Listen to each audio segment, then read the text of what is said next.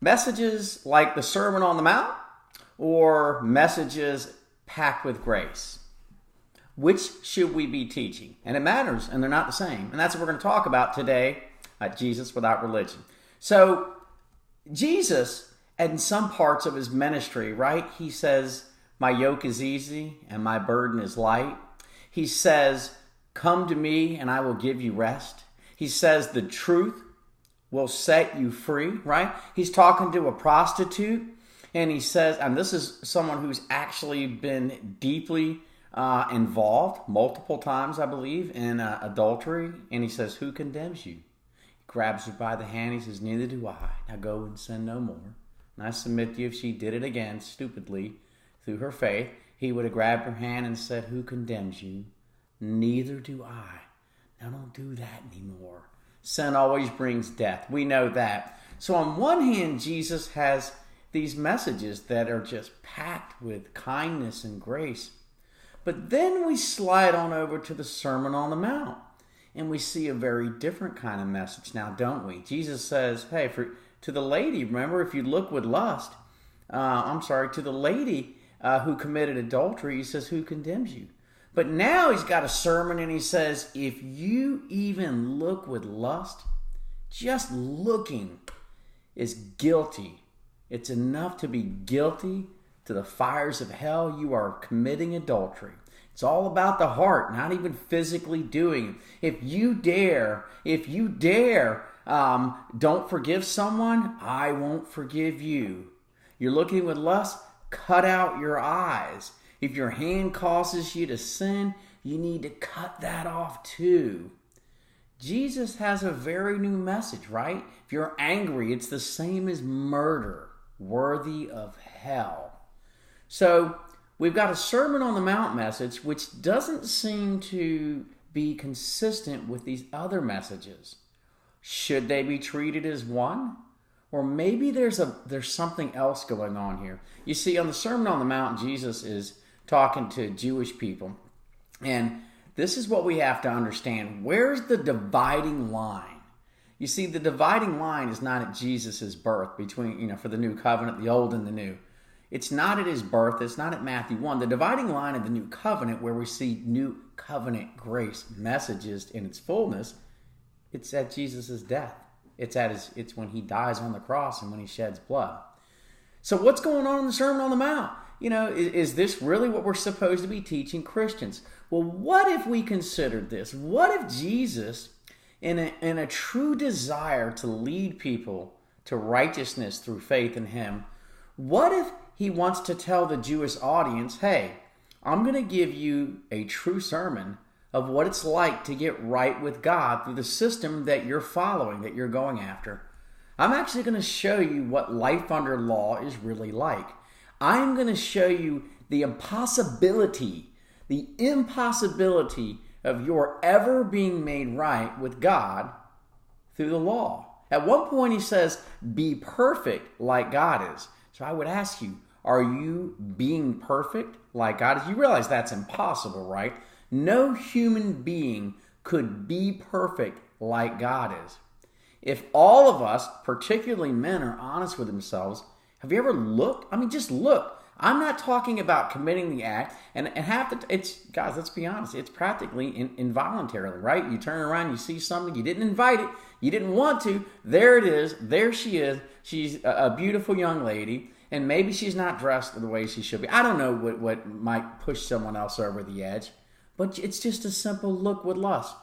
If you've ever done it once, by the way, I do believe, if Jesus came to me and I was under law and he says, Mike, if you look with lust, it's the same as murder. Cut out your eye, lest you go to hell.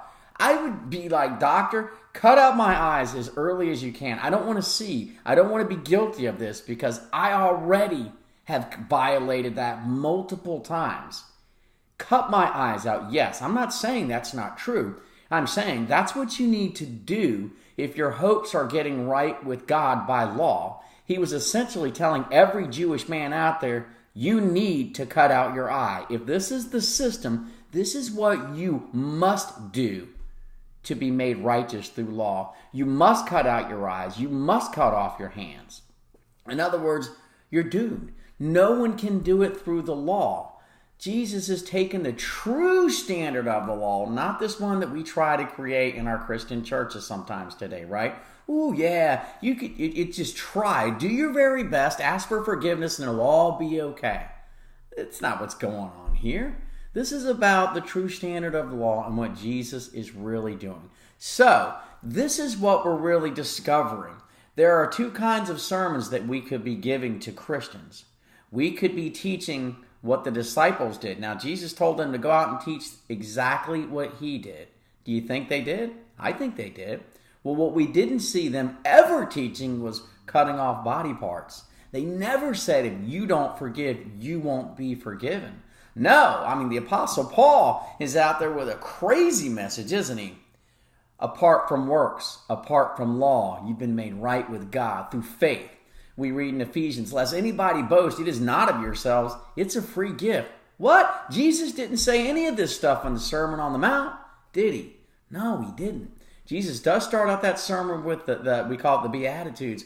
Blessed be, and if you look at all these blessed, he's describing the future believer. Blessed are the broken in spirit, the poor in spirit. Like, we are people who are blessed because we've humbled ourselves.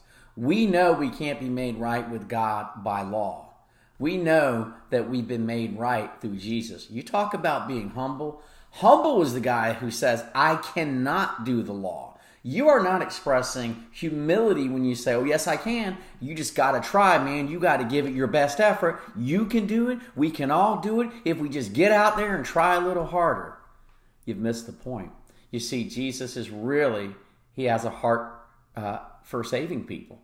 And he wants you to realize that you are buried if you're trying to get to God and made right with God through the law. So that's what's going on. And what we need, so this is your big takeaway today, folks, is when does the new covenant begin? You see, we think it's at Matthew 1, and we start quoting Jesus as if those are warm and friendly Christian messages, that every Christian can do it. And maybe Jesus does have two ministries. And by the way, everything he said on that sermon is true. But who is the audience? Now, I leave you with Hebrews chapter 9, verses 16 through 17. And when we get the stuff, it all makes sense. Remember, Jesus said, this is the new covenant in my blood. He's saying it doesn't begin until my blood is shed. Hebrews 9, 16, 17 tells us, for where a covenant is, there must of necessity be the death of the one who made it. You see it? There must be necessity, the death of Jesus. For a covenant, verse 17, is only valid when men are dead. For it is never in force while the one who made it lives. And there's your dividing line. That's why we see a whole new message. Some people don't really understand why the messages are so different. We're like all about, Jesus's threatening messages in the Gospels, Matthew, Mark, Luke, and John. And they seem like they miss it when we get into like Romans and Galatians. It's like there's this, it's like a 180, but it's not really. It's all the same message, but we just have to understand what side of the dividing line we are on. Which covenant are you under? The old or the new? Jesus wants you to know the difference. I'm certain of that. Hopefully that helped you today. Choose the new. Choose post-cross. God is good. Jesus is really, really kind. It's about time we start pushing the grace message on Christians. By the way, if you want to teach the Old Covenant Sermon on the Mount, let's leave that message to the unbelievers. They're the ones that need to try to get right with God by not looking, by not being angry, by not forgiving someone else. They're the ones that need to realize how hopeless they are trying to get right with God through an Old Covenant system. God bless you.